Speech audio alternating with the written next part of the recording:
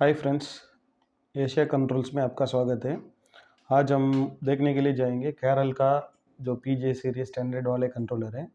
ये कैरल का जो कंट्रोलर है वो इटाली से बनता है। तो ये कैरल कंट्रोलर का सेटिंग कैसा करना है, एक्चुअली इसमें बहुत सारे सेटिंग्स हैं। सो मेन फीचर्स और मेन सेटिंग्स कैसा करना है वो मैं पता करता हूँ। और इसमें ये कैरल कंट्रोलर में आपको वायरिंग कैसा करना है वो भी मैं बोल देता हूँ। ये आपको 230 वोल्ट का है, फेस न्यूट्रल इसमें देना है। और ये सेंसर वायरिंग का है। इसमें डिफ्रॉस्ट सेंसर भी दे सकते हैं, आर एक पोर्ट भी है उसमें आपको डिफ्रॉस्ट सेंसर ये कॉमन दे सकते हैं। और ये जो आउटपुट है कंप्रेसर का आउटपुट है। और ये एक्सिलरी कॉन्फ़िगर कर सकते हैं। दो रिले आएगा। ये एक्सिलरी आपको फ़ैन का भी कॉन्फ़िगर कर सकते हैं, नहीं है तो अलार्म आउटपुट के लिए कॉन्फ़िगर कर सकते हैं, वो अंदर जाके कॉन्फ़िगर करना पड़ेगा। ये कंप्रेसर का आउटपुट है। इसमें एक्चुअली नॉर्मल आपका कंप्रेसर का जो रेगुलर एसी कंट्रोलर्स में है ना, वैसा चल जाता है। तो इसका जो फीचर्स है वो मैं पैरामीटर कैसा करना है, जो सेटिंग है नॉर्मल जैसा सेटिंग सेट पॉइंट में कंटिन्यूस दबाए तो सेट 4 डिग्री है वो सेट कर सकते हैं। उसके बाद अभी ambient normal temperature 28.7 degree Celsius है। सो इसमें आपको प्रोग्राम के अंदर जाने के लिए सेट की को कंटिन्यूस दबाना है। ये आएगा, सेट आएगा, फिर बाद में कंटिन्यूस दबाए तो PS बोल के आएगा, उसको प्रेस करके 0 आएगा। तभी क्या इसका जो डिफ़ॉल्ट पासवर्ड है 22 रहेगा।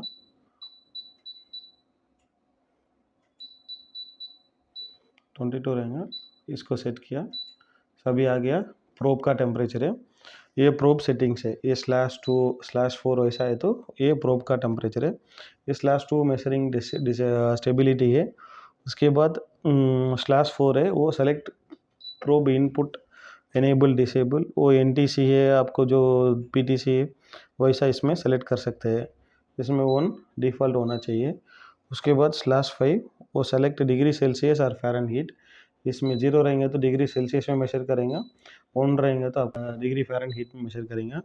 ये /6 से डिसेबल डेसिमल पॉइंट, आपको अगर इसमें ये 3 डिजिट का डेसिमल पॉइंट है, अगर इसमें 1 किया तो आपको फुल 1 2 3 4 ऐसा आएगा, वो डिसेबल करने के लिए ये पैरामीटर दिया है। और /C1 प्रोब कैलिब्रेशन है। प्रोब कैलिब्रेशन बोले तो आपको टेम्परेचर ज़्यादा कम दिखाना है, जो से उधर एक टेम्परेचर रहेगा उसको जो मैच करके करने के लिए। और /C2 सेकेंड प्रोब कैलिब्रेशन है। /C3 प्रोब 3 कैलिब्रेशन है। और ये RD है। ये RD बोले तो क्या है, ये कंट्रोल डिफरेंशियल RD जो सब जीरो में P4 पैरामीटर है ना, वैसा डिक्सेल में HY पैरामीटर है, इसमें RD बोल के रहेगा। आपको ये सेट पॉइंट अभी 4 डिग्री में कट ऑफ होता है, ये RD में +2 डिग्री है। सो 4 डिग्री में कट ऑफ हो जाएगा, +2 4 + 2 6 में चालू हो जाता है। ये R1 minimum set point allowed to the user, ये -50 है। R2 मैक्सिमम सेट पॉइंट +90 है। अगर आप प्लस टेम्परेचर एयर कंडीशनिंग के लिए यूज़ कर रहे हैं तो 15 to 30 के अंदर अगर लॉक करना है, कोई सेटिंग का गड़बड़ नहीं करना है, कोई चेंज नहीं करना है, तो इसको +0 to 50 तक आप सेट कर सकते हैं। उसके बाद R3 है। R3 ऑपरेटिंग मोड है। ऑपरेटिंग मोड 0 बोले तो डायरेक्ट प्लस डिफ्रॉस्ट मोड है। 1 किया तो ओनली डायरेक्ट, डिफ्रॉस्ट का जो आउटपुट है वो ये नहीं होगा, डिफ्रॉस्ट एयर डिफ्रॉस्ट कुछ भी नहीं होगा। और 2 किया तो इन्वर्स होगा। तो इन्वर्स मतलब आप हीटिंग मोड में यूज़ करना है तो ये दो रखने का है। अभी फ़िलहाल 0 कभी भी रेफ्रिजरेशन यूज़ के लिए जो ये एप्लीकेशन के लिए 0 बस रहेगा। और R4 है, आपको automatic height set temperature variation, ये ज़्यादा हमको ये नहीं पड़ेगा। /CO। तो उसके बाद जो कंप्रेसर पैरामीटर है, अभी R का जो है वो कंट्रोल पैरामीटर्स है। उसके बाद CO है compressor start delay after startup, वो जो टाइम डिले है। उसके बाद C1 है minimum time between compressor successive start से। और C2 बोल के है वो minimum compressor of time. C3 minimum compressor on time. जो आपको कंप्रेसर एक बार चालू होके ये होने के लिए एक मिनिमम तो टेम्परेचर उसके टाइम पे नीचे बढ़ के आएगा तो भी वो आपको मिनिमम इतना टाइम रन होना चाहिए, इतना टाइम बंद रहना चाहिए, ऐसा कुछ है रहेगा तो इसमें आप सेट कर सकते हैं। C4 कंप्रेसर सेफ्टी के लिए सेटिंग है। और CC continue cycle duration. Continue cycle duration मतलब कितना टाइम, 4 घंटा अगर क्विक फ्रीज मोड जैसा अगर आप चालू किया तभी आपको सेट पॉइंट में ट्रिप नहीं करने का है, कंटिन्यूस 2 घंटा चलने का, 3 घंटा चलने का है, तो ऐसा एक बार ये करने का है। ये कंटिन्यूस चालू होने के बाद एक बार ऐसा कंटिन्यूस साइकिल ड्यूरेशन में काम करेगा। वो उसके बाद C6 है alarm bypass time after continuous cycle, वो आपको कितना टाइम है वो भी रख सकते हैं। उसके बाद डिफ्रॉस्ट पैरामीटर है D0। सो ये D0 पैरामीटर है, आपको टाइप ऑफ डिफ्रॉस्ट है। अगर 2 किया तो आपको हीटर बाई टाइम, 0 किया तो हीटर है, 1 किया तो हीटर है, टाइम और टेम्परेचर दोनों के, और 1 किया तो हॉट गैस है, 2 किया तो हीटर बाई टाइम ओनली, 3 किया तो hot gas by time only, और 4 किया तो heater by time with temperature controller 4। सो आपको कैसा चाहिए वैसा सेट करने का है। और DI में इंटरवल बिटवीन 2 डिफ्रॉस्ट, सो कितना घंटे के एक बार आपको डिफ्रॉस्ट चाहिए। DT एंड डिफ्रॉस्ट टेम्परेचर, तो एक ऑयल टेम्परेचर आप लगाए तो इसमें 4 डिग्री आना है, आपको 8 डिग्री और 10 डिग्री सेट करना है तो भी सेट कर सकते हैं।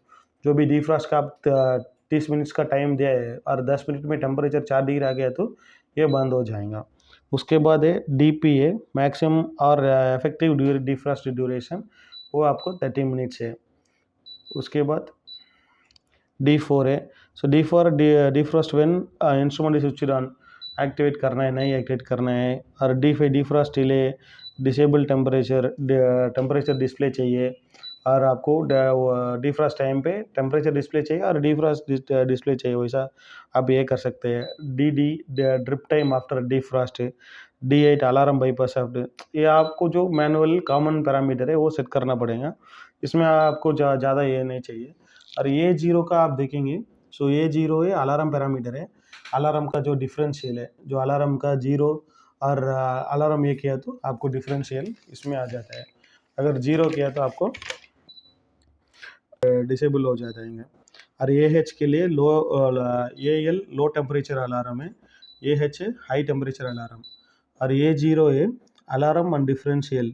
अलार्म एंड डिफरेंशियल मतलब आपको अभी अगर AL में जीरो है, अभी इसमें 10 डिग्री रख रहा है, लो टेम्परेचर है, इसमें जो डिफरेंशियल आप 2 रखा है तो 10 + 2 12 आने के बाद ही अलार्म बंद होगा। और AH में अगर 90 प्लस 50 डिग्री रखा है, सो प्लस 50 डिग्री रखा है तो AH जो डिफरेंशियल उसमें 2 रखा है तो वो थ्रेशोल्ड है, आपको तो 50 - 2 48 से अलार्म बंद करना चालू हो जाएगा। अगर ये अभी हम लोग zero AL and AH zero है तो अलार्म कुछ नहीं आएगा। और AD है low and high temperature alarm delay, जो अलार्म टाइम डिले है, इसमें आप 2 मिनट और 3 मिनट रखे तो अलार्म जो आया तो भी आपको 3 मिनट के बाद ही अलार्म करेगा। उसके बाद AD है, AD हम देख लिया है। और A4 डिजिटल इनपुट कॉन्फ़िगरेशन, एक डिजिटल इनपुट है वो कॉन्फ़िगर करने के लिए वो दिया है। A7 external alarm detection delay, और उसको जो एक्सटर्नल अलार्म अगर हुड वगैरह यूज़ करें तो उसके लिए डिले रखने के लिए। Enable alarm, AC high condenser temperature, ये पूरा ज़्यादा आपको ये नहीं है। और H1 जो H0 है वो एक्सिलरी इनपुट का कॉन्फ़िगरेशन है। H0 सीरियल एड्रेस है, वो एड्रेस क्यों है, इसमें कम्युनिकेशन वगैरह ज़्यादा ये नहीं है। H1 में एक्सिलरी इनपुट का कॉन्फ़िगरेशन है। अगर 0 है तो सेकेंड रिले कुछ यूज़ नहीं आएगा, 1 रहेंगे तो अलार्म यूजुअली एनर्जाइज्ड, 2 रहेंगे तो अलार्म यूजुअली डी एनर्जाइज्ड, और 3 रहेंगे तो अलार्म आउटपुट ड्राइवर में डिजिटल इनपुट, और 3 रहेंगे तो आपको axillary D energised digital input के बेस में चालू कर सकते हैं। जो ये फैन का और जो सेकेंड रिले फैन और अलार्म के लिए यूज़ कर सकते हैं। H2 है एनेबल कीपैड, H4 है डिसेबल बजर, जो बजर जी एनेबल करना है डिसेबल करना है। H5 नेक्स्ट है पासवर्ड है। तो इतना ही, ये टेम्परेचर सेट की को ऐसा कंटिन्यूस 3 सेकेंड्स किया तो सेट हो जाएगा। अगर आप ऐसा ही नॉर्मली जो बाहर आएंगे तो सेट नहीं हो पाएगा। ये कंटिन्यूसली ये सेट टेम्परेचर को प्रोग्राम अंदर आने के लिए कंटिन्यूसली प्रेस करना पड़ेगा। PS आने के बाद 22 तक लेके जाने का है अंदर जाने के लिए।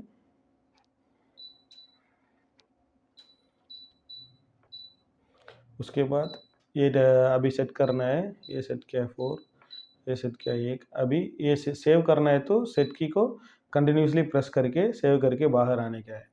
होप आपको ये वीडियो अच्छा लगे। आप अगर वीडियो अच्छा लगे तो लाइक करिए, कमेंट करिए, सब्सक्राइब कीजिए। हमारा चैनल को ज़रूर सब्सक्राइब कर लीजिए। धन्यवाद।